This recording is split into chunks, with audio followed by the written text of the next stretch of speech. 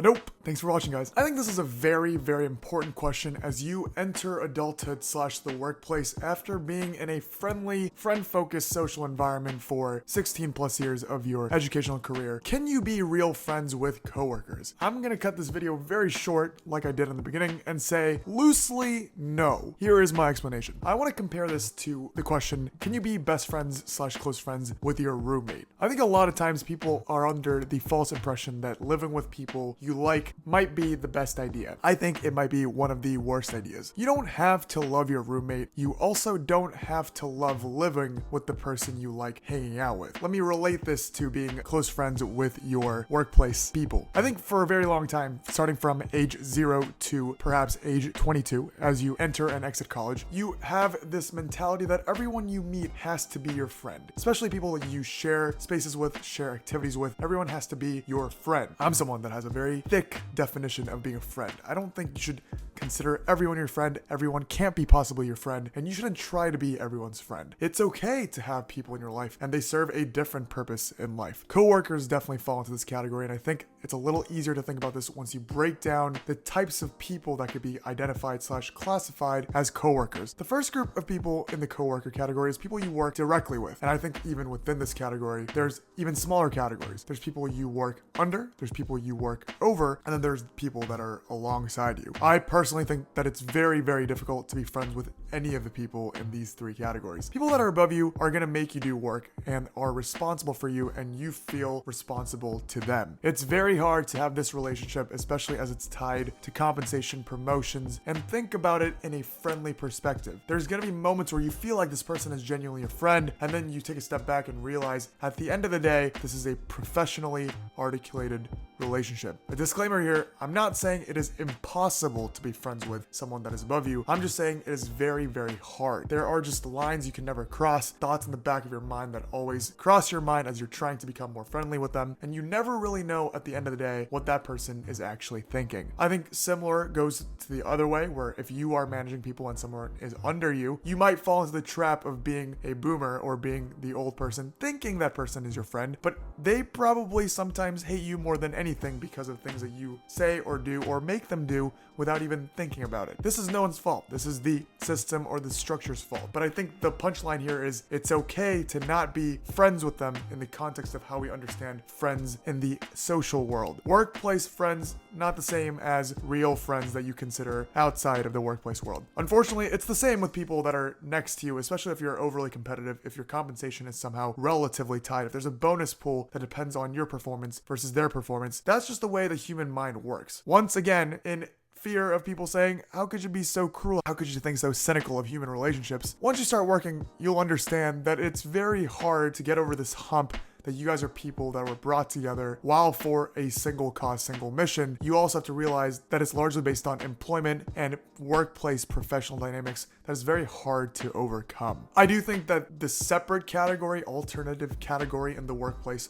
people you are in the same organization with, but perhaps don't really work together with or never work together with, sales department and they're in the engineering department and you just happen to know each other. While this is relatively more rare these days with the new normal of not going to the office, you're not gonna just happen to run across someone on Zoom that is in a completely different department than you. But I think if you don't have any overlap of work, you don't have any overlap of priorities or complexities that revolve you guys fighting or arguing over work-related things, I think there's a higher chance of you being real friends just because there's less to argue about, less things to feel personal about. This brings out basically the thesis of this video. Once you start mingling personal with professional and professional feels personal and personal becomes the embodiment of professional, it's just very hard to detach them from each other and not take things personally. That's why I'm always on the side of keep professional things professional, keeps personal things personal, and try my best not to let them mingle. Laced throughout this soliloquy is just this idea of what is a friend to you. I think it really depends on how you define a friend and what you require from a friend. If a friend is just someone that you spend time with or work together with on a single cause or share similarities with, nothing can be better of a friend than a workplace friend, because that is quite literally what you're doing, and you probably spend more time with your workplace people than any other friends outside of work, perhaps even your family. But for me, a friend is someone that I feel fully comfortable with being whoever I want to be, no need to show face. And in some ways, a mutual understanding that no matter what we are about, no matter what we become, no matter how we are to each other, in the fair lines of not being a complete beep head, you are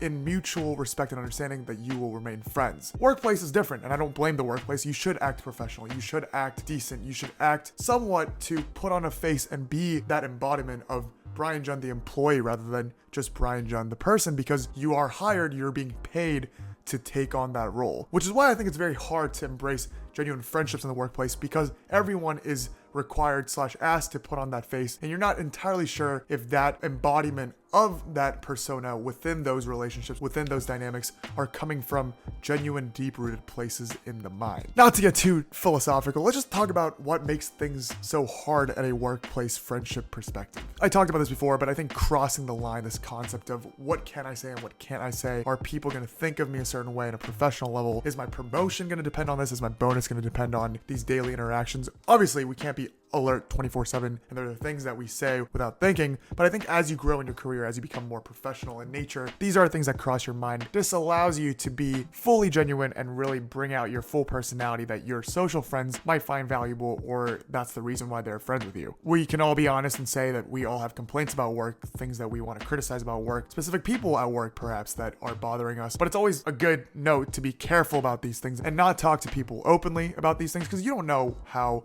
word might spread. Once again, I'm being overly skeptical and cynical on this perspective, but I think there's definitely been occurrences in my life and around me that people trusted people as their friends, talked very openly about workplace issues, workplace dynamics, and then ultimately had their backstabbed by them telling other people and having that grow and your own reputation diminished. I think it's very important to always side on not talking poorly about things, being optimistic, and keeping those kind of comments to yourself unless it's for sure constructive feedback. There's also the idea of association. You associate anything and everything that has to do with work with work. I am kind of sometimes somewhat against happy hours as a concept, because at the end of the day, while the free drinks and the food might be great and it's a good time to relax and take work outside of work, it quite literally is taking work outside of work, and it's very hard to detach that mentality that the people that you're with are people that you associate work with. And a lot of times at happy hours, what do you talk about? Work. And for many, happy hour is work in itself, especially for the introverts of the world. You would rather just spend that time at home away from work, but instead you're kind of forced to be with work all the time. I think it's better to meet in smaller groups with people that you're close with at work and go away from work. I actually try to implement a no talking about work outside of work policy with my work friends, but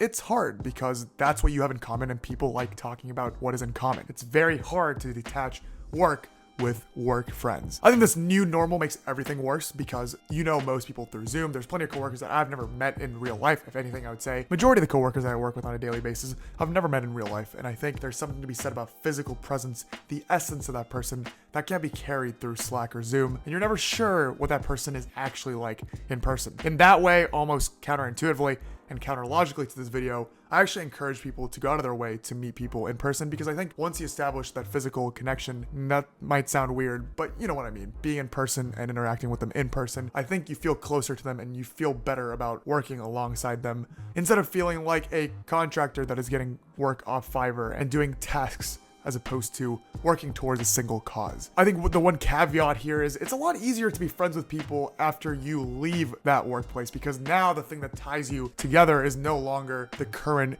state of being, it's a past state of being, and you can openly talk about things that mattered at the job, that matters at the job, without having professional relationships and reputations on the line. And I'm sure if they left, even if they left for a positive reason, they're open to talking about things that pertain to the work that you might not feel comfortable talking to people that are currently at the workplace. I think it is far more frequent and likely for people to keep in touch with people that you have left behind at that workplace, or they have left you and feel comfortable with them, as opposed to people that are currently at the workplace, especially if you're working close to them. It's kind of like how you might reunite with ex-roommates, even though you were kind of annoyed by how they handled trash and bathroom stuff while you guys were living together. But after they left you and they live apart from you, all of a sudden, you feel kind of good about them. In essence, one sentence summary of the day is, I need friends. As always, thank you guys for watching, and I'll see you guys next time. Let's go.